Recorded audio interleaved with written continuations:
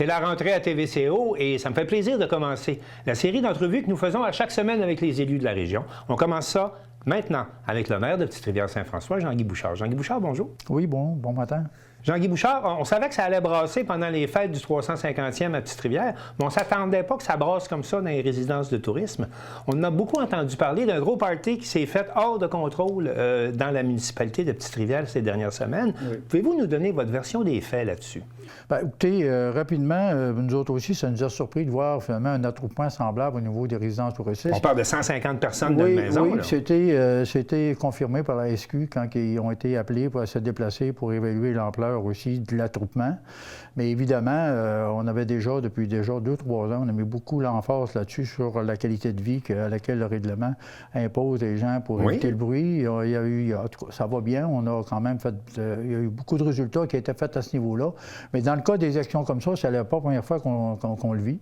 Fait que là, on est en train déjà de voir avec la Sûreté du Québec, puis voir aussi notre règlement de qualité de vie, pour revoir à un moment donné, dans les contraventions, d'en rajouter, puis voir aussi les coûts, les amendes qui pourraient être attribuées.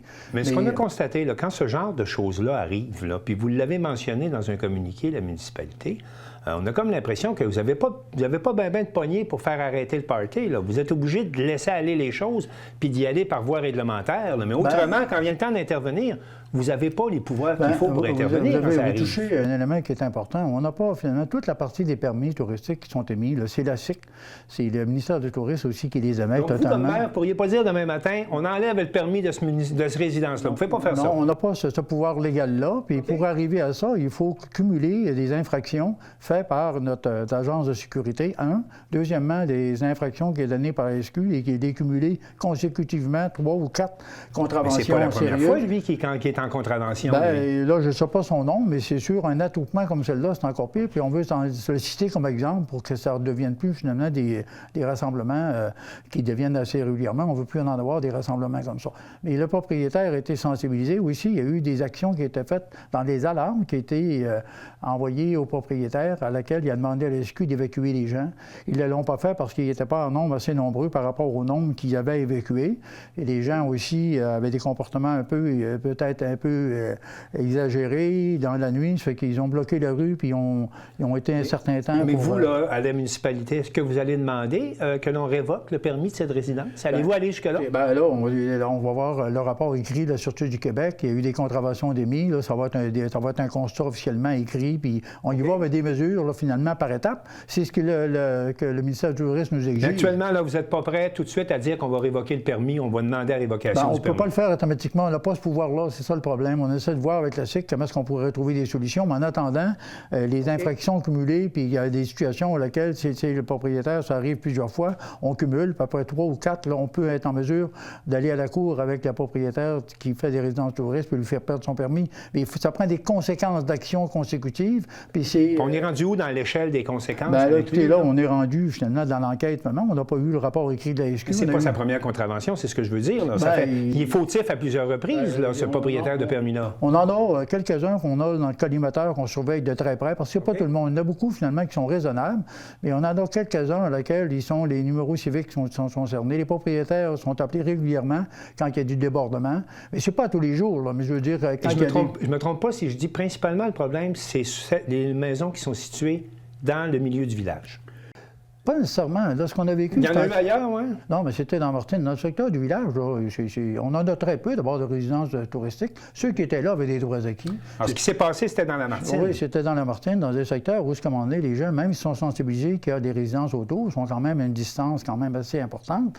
Mais malgré tout, si le party est trop élevé, et puis que le règlement sur la qualité de vie puis les heures de couvre-feu, qu'on pourrait appeler ici, n'est pas respecté, à un moment donné, on intervient. Et Espoir Conneuf, c'est ça le rôle qu'ils ont.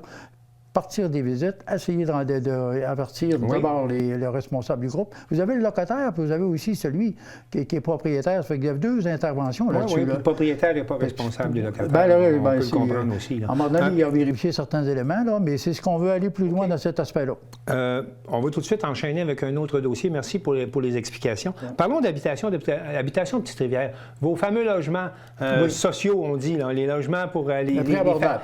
Après abordable, ça fait 3 ans qu'on qu'on en parle. Oui. La construction est presque terminée. Bien, ça va bien. Ça va bien. Je dois dire que l'entrepreneur a pris les bouches à double. Il a quand même commencé plus tard parce qu'on n'avait pas encore le feu vert de la SHQ. On pense à une occupation à partir de quand, à peu près? Bien, on parle sur la fin du printemps, début de l'été 2026, dans le délai. Là. Okay. Actuellement, là, je pense qu'il est rendu autour de la moitié. Il a fait des travaux de rue, les coquilles des maisons sont là, mais on arrive dans la partie technique de l'intérieur.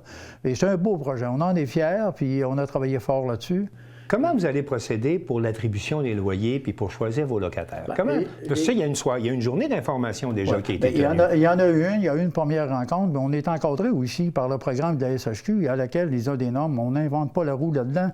Les normes sont déjà ciblées par le ministère de Société d'Habitation du Québec. Comment? Bien, ça va se passer. Ils analysent, puis les gens sont demandés, parce qu'on avait une liste déjà auparavant des gens intéressés à vouloir avoir ces logements-là. Ces gens-là ont été réinvités. Ils vont en avoir d'autres. Il y en a un certain nombre qui cadre. On n'a pas les noms officiels. Et après ça, de là, il va y avoir une deuxième demande, une deuxième mouture. Les gens de Petite-Rivière sont priorisés à partir de la première étape. Si des fois, on ne réussit pas à compléter l'ensemble des 20 logements, là, on peut aller à un appel au niveau régional aussi. Mais on peut aussi aller dans des nombres de logements qui ont des critères moins sévères, qui permettent à un moment donné d'avoir des gens qui ont plus de revenus, plutôt d'avoir le logement inoccupé. Ultimement, qui va attribuer les logements? Est-ce que c'est la municipalité ou bien c'est le gouvernement qui s'occupe de ça? Bien, c'est Accès Logis, qui est une corporation sans but lucratif, c'est elle, à un moment donné, à partir de la liste qu'ils vont avoir, puis le contrôle de l'admissibilité qui va émettre l'autorisation des logements pour les occuper en fonction des critères bien investis qui ont été analysés. C'est dans ce sens-là que ça va fonctionner. Et ça va se faire dans le courant des prochains mois. Bien, il y a déjà une étape de fait. Il y a déjà une étape de fait il y a au moins 3 semaines. Là, la première rencontre était faite.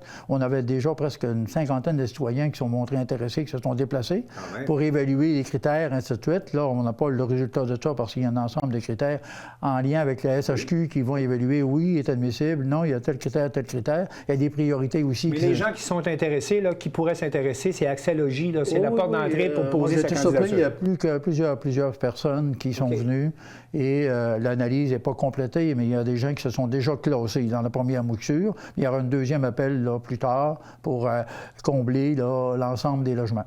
Au début de l'été, vous avez fait une belle initiative pour permettre à vos citoyens de prendre gratuitement le train. Oui. Puis de se promener, puis de s'en servir un peu comme transport interurbain, on va le dire comme ça. Comment ça a été, cette expérience? Bien, c'était un franc succès. C'est un projet pilote qu'on va proposer. Il y a beaucoup de monde qui ont profité du service? Bien, je vais vous dire, les dernières informations que j'ai eues il y a un mois, on avait 200 personnes qui en ont profité durant les festifs. Il y a toujours des personnes qui embarquent. Aujourd'hui, je ne sais pas, on va peut-être en avoir 300. Rappelez-moi, on peut prendre le train le matin, puis on se ramène le soir? Exactement. Ils vont au bureau. C'est nous qui contrôlons finalement l'accès parce qu'elle ne voulait pas s'en occuper. Le train ne voulait pas avoir cette responsabilité nouvelle. Puis ils viennent au bureau, puis ils disent on s'en va à Baie-Saint-Paul aujourd'hui, on donne un laissez-passer. Et ils prennent le train à l'heure qui convient, puis autour de l'heure que vous connaissez. Ils vont à Baie-Saint-Paul, puis ils remontent dans l'après-midi. C'est fantastique. Les gens ont pris des expériences là. Les gens, moi, j'étais surpris. Nous autres, on dit on va l'essayer. Ouais. Puis, je vais vous dire que Réseau Charlevoix était très, très, très fier de voir, à un moment donné, cette initiative-là. Puis, il faisait ce virage-là de plus en plus. C'était demandé que le virage se fait dans le transport collectif, à laquelle les gens pourraient l'utiliser. Là, il y avait comme par exemple, les travailleurs du Club Med, plutôt que se promener en autobus dans les côtes de Petite-Rivière, pour embarquer dans le train, là, s'en venir à Baie-Saint-Paul. Il y aurait peut-être des possibilités, mais je ne veux pas répondre pour eux. Il faudra leur poser la question. Pensez-vous que le train a de l'avenir? Pensez-vous que le train a de l'avenir? Bon, moi, je pense que oui. C'est la première année des opérations. Là, ils ont recommencé un peu parce que... Le service avec la municipalité, oui, mais globalement, le train, là? Oui, moi, je pense que le train, il faut qu'il continue dans la version qui est là, mais développer plus aussi l'accès du transport urbain ou le transport communautaire aussi, pour permettre à un moment donné aux gens de l'utiliser comme c'était dans le passé. Maintenant, c'est à eux de prendre la décision là-dessus, mais ce virage-là, à l'interne, c'est discuté. C'est aussi recommandé aussi par le ministère des Transports d'essayer d'ouvrir ces volets-là. Fait qu'ils sont dans cette mouture-là pour le tout début.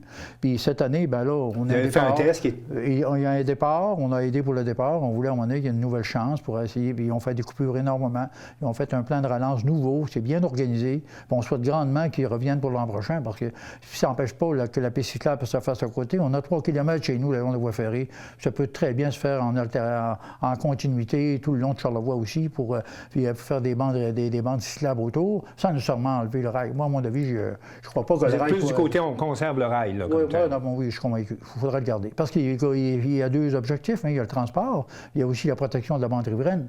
Aujourd'hui, si tu n'as plus de train, la bande riveraine, tu enlèves le rail. Qui va payer pour l'entretien de la bande riveraine? Jusqu'à chez nous, au village, là, il y a des grands espaces à un moment donné où la protection est faite par le chemin de fer. Ça, c'est Train de Charlevoix qui s'occupe de ça. Oui, voilà. Ça fait qu'à un moment donné, si on perdait ça, ça coûterait énormément cher. Puis c'est le citoyen, hein, puis la municipalité qui serait mis en contribution pour l'entretien du rail. Actuellement, il s'est mis dans la contribution de fonctionnement avec le train. Ça me donne envie de vous demander, est-ce que ça va faire partie de votre plateforme électorale? Parce qu'on annonce des élections à Petite-Rivière-Saint-François. Serge Bilodeau, acte scène 1, prise 2, qui revient pour essayer de devenir maire de Petite-Rivière-Saint-François. Ah, c'est son droit. La démocratie en période électorale municipale, c'est... On va le rappeler, c'était serré aux dernières élections. Oui. Vous avez gagné par 23 voix. Oui, mais je dois vous dire que j'étais fier. Pour moi, c'était un gain important parce que j'avais été quand même quitté depuis 12 ans.